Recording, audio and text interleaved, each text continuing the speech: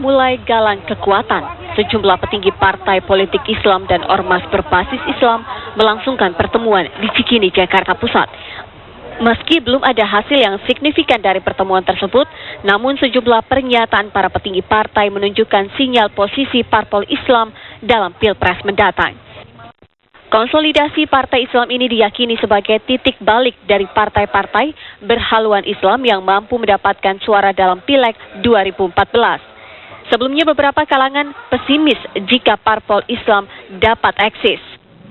Dan dengan suara 32% kalau mereka bersatu padu, ini juga lebih memberikan satu keyakinan baru bagi mereka semuanya, sehingga kelihatannya, tampaknya ada kecenderungan mereka ini bersemangat sekali. Ada yang sangat bersemangat dan ingin melakukan koalisi yang kelihatan juga sudah tidak sabar gitu ya melakukan itu, sehingga ada dukungan dari ormas-ormas Islam. Sebelumnya, pertemuan parpol dan ormas Islam ini bertujuan untuk menyikapi aspirasi beberapa kalangan umat Islam jelang pemilihan presiden 2014. Dalam pertemuan tersebut, PBB, PAN, PKB, PKS, P3 belum mencapai kesepakatan untuk membangun koalisi. Partai-partai tersebut hanya sepakat untuk membangun kerjasama di masa yang akan datang. Tim TV One mengabarkan. Bukan hanya pemandangan kemarin malam ya, tapi sebenarnya tadi juga di program sebelumnya Pak Mahfud MD, Pak Hidayat Nur Wahid juga sebenarnya mengemukakan hal sama. Pak Amin Rais juga mengemukakan hal yang sama, bahwa berharap juga dari P3 ini untuk kemudian bergabung, paling tidak dalam kerjasama yang dibahasakannya seperti itu. Bagaimana Pak Surya menanggapi tadi beberapa harapan dari teman-teman? Ya, saya kira berbagai upaya untuk mempersatukan partai-partai untuk kepentingan bangsa ya sangat positif. Tetapi mempersatukan itu belum tentu bisa memperoleh titik temu kalau hanya dalam satu lingkaran itu. Ya. Karenanya perlu ada pembicaraan-pembicaraan yang diperluas, tidak melulu pada partai-partai Islam, tetapi juga partai yang tidak berasaskan Islam. Gitu.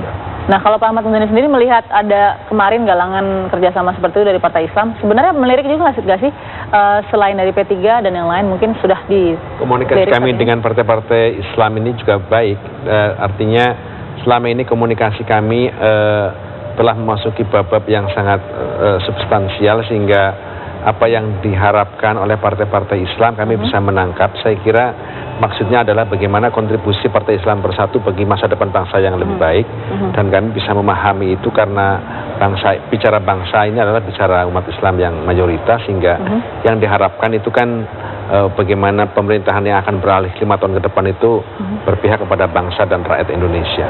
Kira-kira seperti itu sebenarnya. Nah, kalau Bang Egy melihat ada tidak dari unsur Partai Islam yang saat ini mungkin belum bergabung, ada nih yang kuat cukup terlihat? Makanya, jadi saya itu ingin mengatakan, pertama saya masih ingin meletakkan perhatian saya pada Profesor Amin Rais, terutama apakah Profesor Amin Rais yang kita hormati sedang mencoba membuat dirinya sebagai inisiator kedua, walaupun beda zaman katanya, tetapi untuk sebuah koalisi Indonesia Raya, arahnya kemana? Karena artinya kalau bersama-sama dalam sebuah koalisi yang bisa saja ke sini atau ke tempat yang lain, itu yang sedang kita baca arahnya. Karena kita perlu melihat dia sebagai inisiator yang pernah berhasil dan sekarang punya pikiran-pikiran berbeda. Nah, yang kedua, pasti ada juga kendala-kendala. Misalnya kalau kita ambil seperti yang tadi malam itu, berbicara PKB yang agak keberatan. Nah, PKB ini memang sekarang dalam posisi dulu menabur angin dan sudah mendapat irama efek atau kemudian Mahfud MD efek dan lain-lain. Sekarang agak bisa menuai badai kalau misalnya ketika berbicara dengan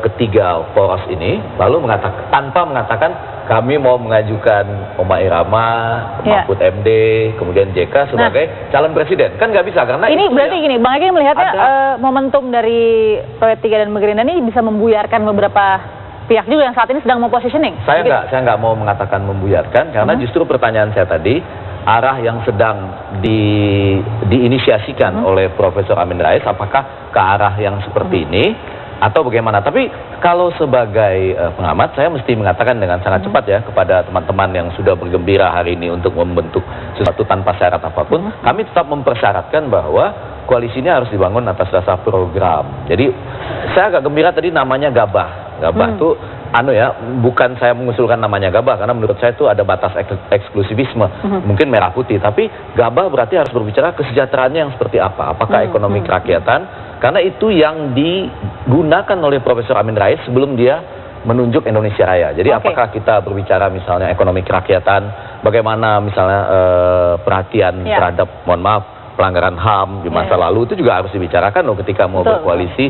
Ditambah lagi misalnya dengan hak-hak perempuan, apakah pembangunan kita tidak hanya sekedar pembangunan hijau dalam arti partai-partai Islam, tapi yang peduli lingkungan misalnya, itu menjadi penting. Nah, nanti kita akan tanya, mungkin kalau tadi Bang Ege memprediksikan PKB akan menuai badai, mungkin nanti jikalau, tapi Pak Suryo sudah melewati badai mungkin dengan adanya ini. Tapi saya akan tanya nanti bagaimana Pak kekompakan dalam internal, dan ya, nanti juga saya akan tanya bagaimana kira-kira siapa yang akan menjadi pendamping dari Pak Prabowo. Tapi nanti, sesaat lagi tetap bersama kami.